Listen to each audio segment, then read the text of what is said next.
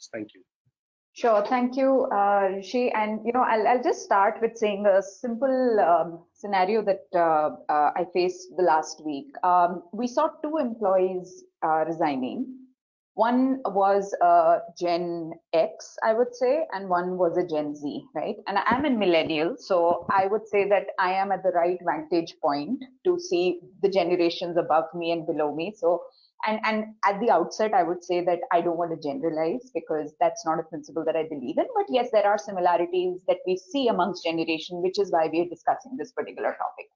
So the employee who is the more experienced one, when he resigned, he's based in Gurgaon and his manager is in Mumbai, and he said that Vibhooti, I took a flight and I went there and informed my manager that, hey, I've spent so much of time and I'm deciding to move on. Let's have a face-to-face conversation, and I decided to do that myself. It's like, great, that's that shows your camaraderie between the manager.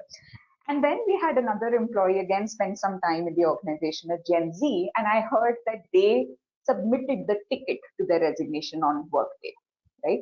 So this is an example of what we are experiencing in the workplace with respect to different generations approaching situations very, very differently, right? And as we are grappling with this, I just want to highlight the reason why this is happening, right? I mean, the fact that, of course, we're discussing all this is because we are having these generations in play together, right? And the answer, a simple answer to this, Rishi, would be that it is like any other diversity management, right? Because we are having different kinds of people, different mindsets of people. So it's just about, doing the regular things of, making sure that everyone's respected, making sure that we understand everybody, etc. But the difference here in terms of multi-generational thing comes in that this is not a choice that organizations have, right? Some organizations make a choice to go diverse or not based on their goals, based on, where they are, what they want to do, how importantly do they take diversity. Multi-generational diversity is not an option, right? It's a part of how we are getting the workforce in our organizations, right? So as an HR leaders, we don't have options whether we want to focus on managing this, this differentiation or not. Now, the other point that I want to call out is why do these exist, right? Why do we have such generations who behave differently than one another? And I think, as Sonal, you said that the background of this comes from the social impact that every generation has seen, right?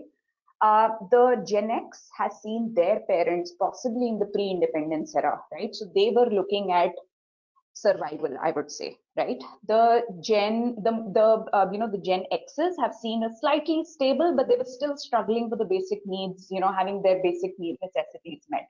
The millennials like us, we were, accounted for with good, backgrounds, etc. So we were just, our objective in life was to do something in work that we could make our parents proud about, right? Our kids will be of a generation where they will have a lot of, what we are providing them, but they will have different agendas in life. So what I want to say is that the generations and the backgrounds that they have is moving from survival to scarcity to sufficiency to abundance, right?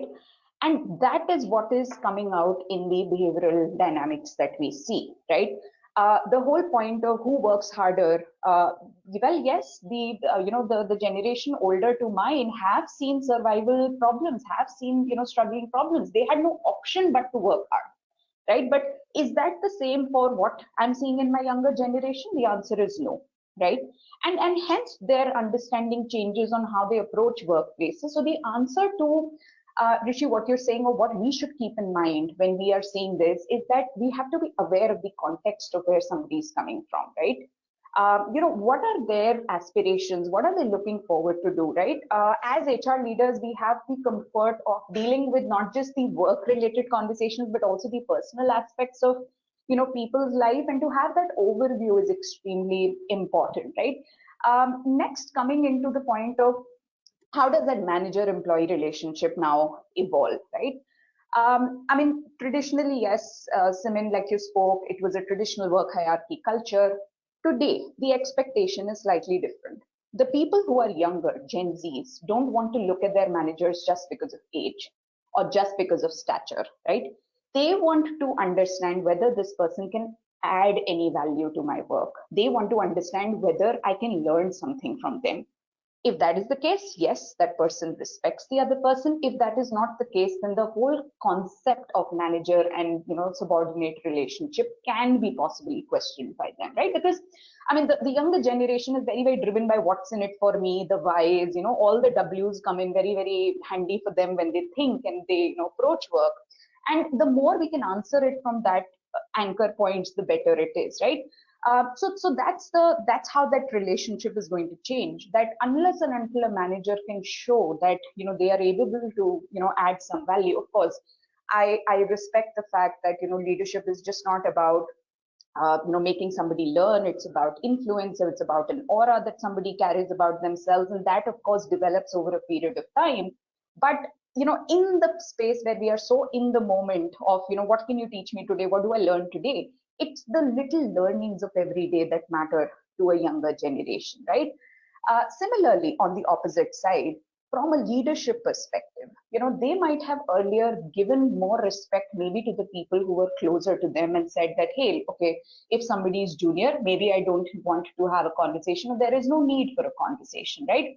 But that also is now changing, right? The younger generation wants to feel heard, they want to feel seen, they want to feel respected, which is absolutely the right thing to do, right? So the leadership then has to approach it from that perspective again, that we are not here serving a stature or serving a position, right? We are here to, it's a concept of servant leadership, right? I mean, it has to come in perspective of how can I make myself be available, number one, not be looked at as I'm some leader sitting in a in a chair. How do I be approachable to the person? How do I be authentic, right?